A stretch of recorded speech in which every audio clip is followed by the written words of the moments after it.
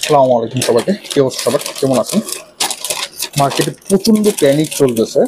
তো গতকালকে আমি ইউটিউবে বিষয়গুলো আর কি হাল করতে যাত্রা বলে দিয়েছিলাম, আর এইসব বিষয় কত মানে 5-6টা ভিডিওর মধ্যে এইসব বিষয় ক্লিয়ার করে দিচ্ছি যে এই ধরনের বিষয়গুলো করবে, ওই ধরনের বিষয়গুলো করবে। যেমন ধরেন যে একটা বিষয় বলে দিয়েছিলাম যে নর্মালি নিউজ আসবে যে কোন হোল্ডটা বাই করতেছে বা কোন ইনভেস্টররা বাই করতেছে, আবার নিউজ আসবে ওই ইনভেস্টরটা সেল করতেছে।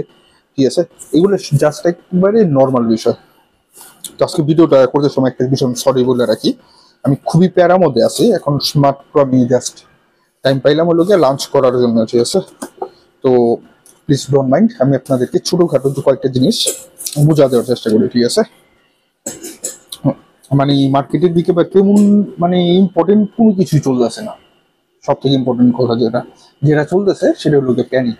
এই যে বর্তমান যে প্যানিকটা আসলো, এখানে একটা জিনিস আপনারা বোঝার চেষ্টা করবেন। যেমন ধরেন গত সপ্তাহে এই যে রেড কার্ড নিয়ে যে একটা বক্তব্য দিল না জর্মেন পাওয়েল, তার আগের বিষয়টা আপনাকে বুঝতে হবে। মার্কেট ডাউন হলো, নর্মালি বিটিসি আমরা 1,25,000 কাছাকাছি আশপাশে টাচ করে আসলাম। তো এখন বড় বড় যারা নাকি ইনভেস্টর আছে, যারা নাকি মিলিয়ন বিলিয়ন ট্রিলিয়নের মানে বিজনেস করে, তারা কি করবে?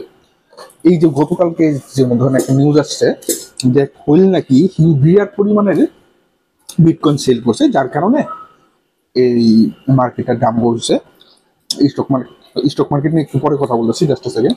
একটা জিনিস নর্মালি চিন্তা ভাবনা করবেন, 1,15,000 উপরে গেলাম, 1,11,000 সাইডে আসলাম কাজ করে গত সপ্তাহে, 1,11,000 আশপাশে, 1,12,000 নিচে গেছিলাম আর কি। তো এত বড় বড় যারা নাকি ইনভেস্টর, তার মানে তারা সেখানে ইনভেস্ট করছে, সেখানে বাই করছে। সেখানে বাই করার পর এই গত 4-5 দিনের মধ্যে জাস্ট টুইটারের মধ্যে দেখলাম যে আমি আমার টেলিগ্রামেও এগুলো পোস্ট বারবার করে দিছি যে ওয়েলেট থেকে এক্সচেঞ্জ থেকে ওয়েলেটে ট্রান্সফার হইতেছে। গত 2 দিন ধরে আবার দেখলাম যে কিছু ওয়েলেট থেকে এক্সচেঞ্জ আসতেছে। তার মানে কি, এখানে একটা নজর বিষয় খাটাবেন। ওয়েলেটে কেন রাখে? ওয়ালেটের মধ্যে মানুষ রাখে জাস্ট সেখানে জমা রাখা লেগে, আর এক্সচেঞ্জে কেন আনে? সেল দেওয়ার জন্য। বা এক্সচেঞ্জে যখন কি ইউএসডিটি ঢুকে তখন কি বুঝবেন, ইউএসডিটি দিয়ে তারা কোন কিছুর মধ্যে ইনভেস্ট করার জন্য। একবারে নর্মাল বিষয়।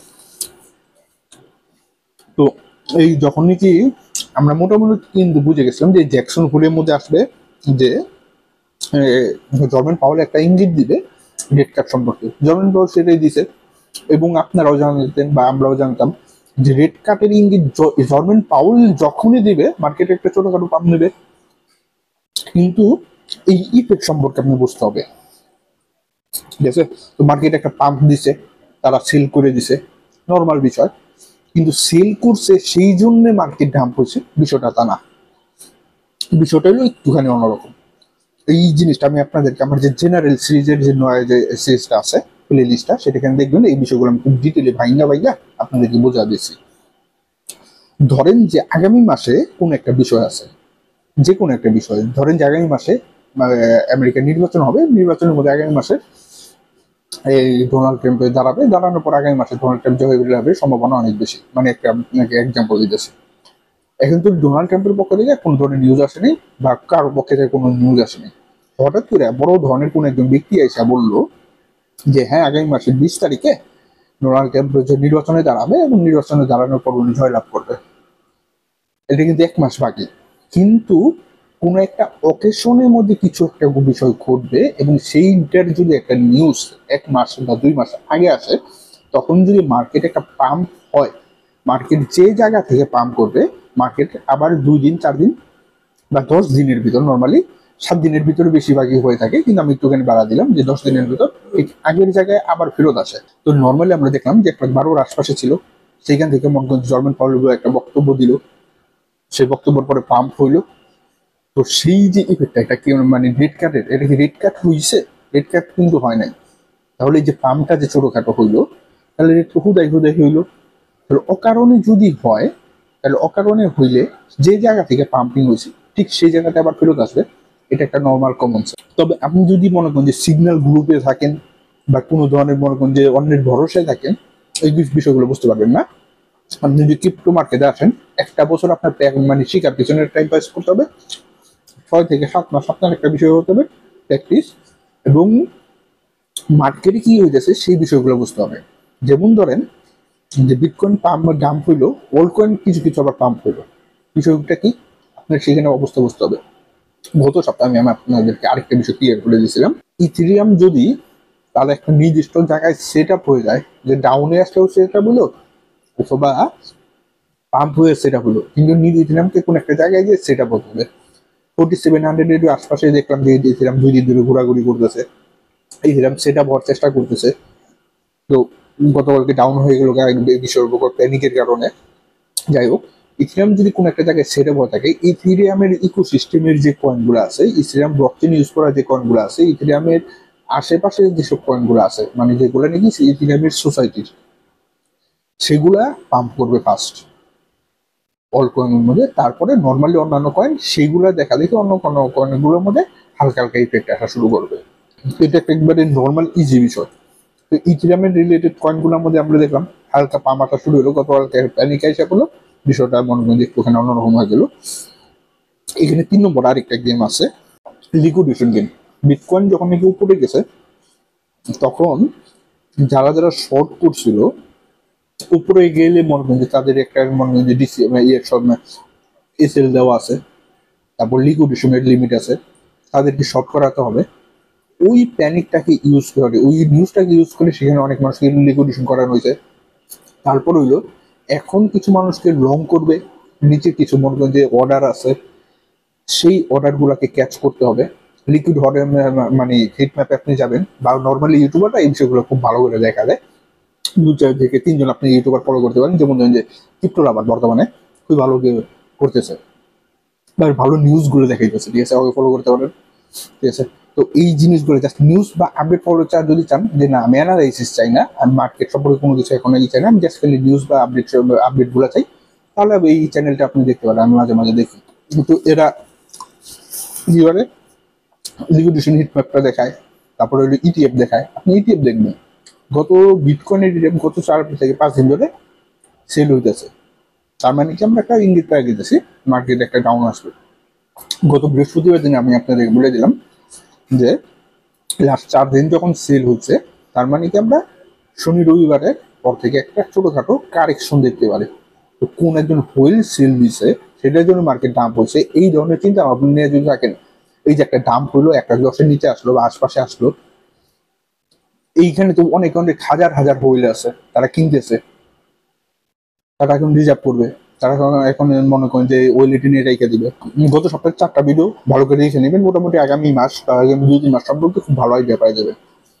আমার এই চ্যানেলের 2টা ভিডিও আর হলো নতুন চ্যানেলটার মধ্যে 2টা ভিডিও, ঠিক আছে, এই 4টা ভিডিও খুব ভালো করে দেখে নেবে। আরেকটা বিষয় কি, চার্ট খুব সুন্দর করে আমি টেকনিক্যালিও দেখা দিছি, ফান্ডামেন্টাল পুরো ম্যাচিং করে চার্ট টেকনিক্যালি কেমন হতে পারে এবং আলাদাভাবে টেকনিক্যালি কেমন হতে পারে, ইনফো গ্রুপ এই বিষয়গুলো দেখা যাচ্ছে, সেটা স্ক্রিনশট আমি আমার টেলিগ্রাম চ্যানেলে আপনাদের ফ্রিতে দিয়ে দিয়েছি, ঠিক আছে।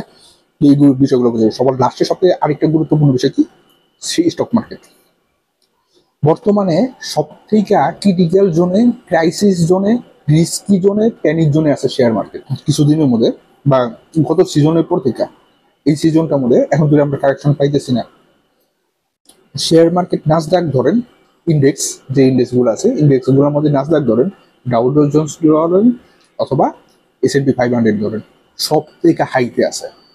একটা লিমিটেশন যদি, একটা বিষয় লিমিটেশন যদি 10 তালা হয়, এই যে শেয়ার মার্কেট ইন্ডেক্সগুলো আছে, এই স্টক মার্কেটগুলো আছে মনে করেন যে 20 তালায়, এমন পরিমাণে রিস্কি আছে। এনি টাইম 10%-এর উপরে কানেকশন নিবে এই বছরের ভিতর। তো এখন আপনার অলটে কেনা উচিত কিনা, অলটে ইনভেস্ট করা উচিত কিনা, আপনি এটা খুব ভালো করে মনে করে বুঝে নেবেন। যতক্ষণ না পর্যন্ত স্টক মার্কেট অথবা এই যে S&P 500 ধরুন বা ন্যাসডাক ধরুন, এই দুটার ফলো করলে হবে, আপনার এখানে 10% কারেকশন না আসতেছে, তখন পর্যন্ত আপনার অলটে ইনভেস্টে কোনোভাবেই ঢোকা ঠিক না। আপনি জাস্ট বিটকয়েন যত হোক, $2 লাখ হোক, $5 লাখ হোক, অল সিজনের মধ্যে আগামী 10 বছর পর্যন্ত রানিয়ে চলতে থাকে, কিন্তু আপনার ঢোকা ঠিক হবে না। এখন ঢোকা মানে আটকা যাওয়া। আপনি যদি এখন অলটি ইনভেস্ট করতে চান, তাহলে যে কি পরিমাণ একটা রিস্কের মধ্যে পড়বেন, রাতের ঘুম হারাম হয়ে যাবে।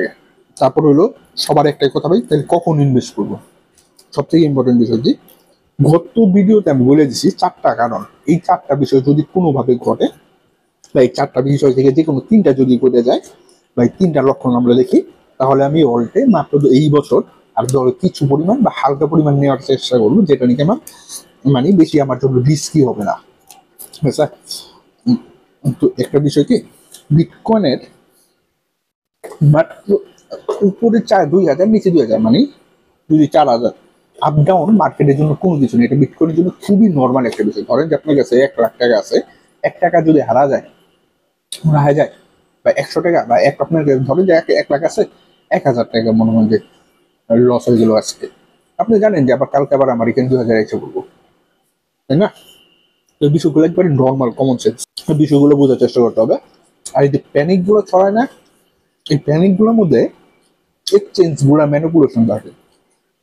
এক্সচেঞ্জ কিন্তু কখনোই চাবে না যে আপনি সেই এক্সচেঞ্জে ফিউচারে ট্রেড নিছেন বা স্পটে নিছেন, সেখান থেকে আপনি টাকা আর্ন করে যাবেন তাদের কাছ থেকে, তাই না? তো তারা কি চাবে যে আপনি তাদেরকে দিয়ে যান। তো এই যে ম্যানিপুলেশন গুলা ঘটে বা মনে হয় যে গুজব গুলা ঘটে বা হুদাই হুদাই, যেমন ধরেন যে একজন হইলে সেল দিছে, এখন তো একটা সময়ের কাছাকাছি আসছে, আজকে বা কালকে দেখবেন মাইকেল সেল কম মনে করেন যে চোখ বন্ধ করে কেনা শুরু করবে, ব্ল্যাক রোক কিনবে। বা এই যে 1,10,000 আশপাশে আসছে ইটিএফ, এই কয়দিন বাই সেল হয়েছে, আবার কালকে থেকে দেখবেন যে ইটিএফ কিছু বাই হওয়া শুরু করছে। তো বিষয়গুলো বুঝতে হবে, এগুলো নর্মালি কমন সেন্সের বিষয়। আশা করি আমি যে বিষয়টা বোঝাইতে চাইছিলাম আপনি বুঝতে পারছেন। সময় স্বল্পতার কারণে সেভাবে অ্যানালাইসিস বা সেই ধরনের কিছু করতে পারতেছি না, খুবই ঝামেলার মধ্যে আছে। তো আর সবাই ভালো থাকবেন এবং আমার জন্য দোয়া করবেন।